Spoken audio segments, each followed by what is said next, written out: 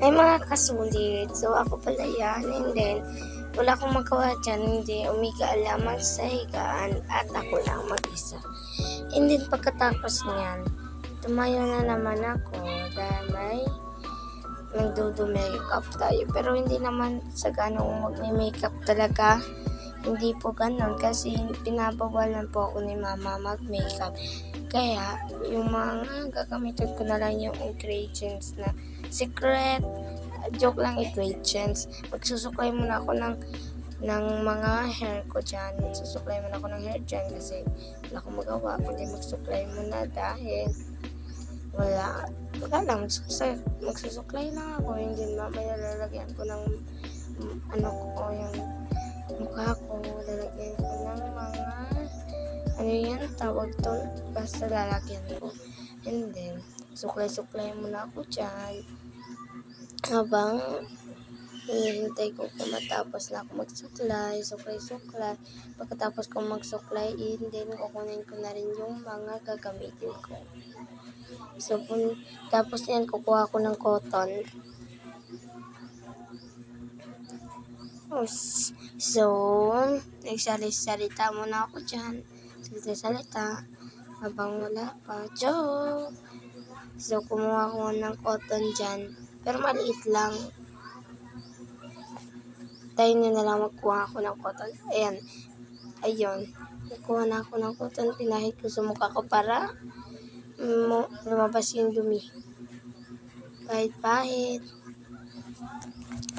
Hanggang sa matanggal yung mga dumi, and then maglalagay ako ng ingredients mamaya. Ingredients? Akala mo naman lulutuin.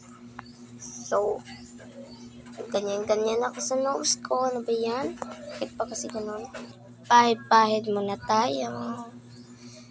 Habang pumapahid nga ako dyan, and then sinasabi ko dyan, what if kayo mag-do your makeup tayo? Do your makeup? Pero joke lang, hindi talaga ako maghilig mag-makeup. Pero search ko muna anong gagamitin ko sa mukha ko. So, wala akong na-research. Kasi, walang load yung cellphone. Joke. Meron kasi kaming wifi. So, hindi na kailangan ng load. So, pagkatapos ko dyan, hindi. Kukuha na ako ng gamit.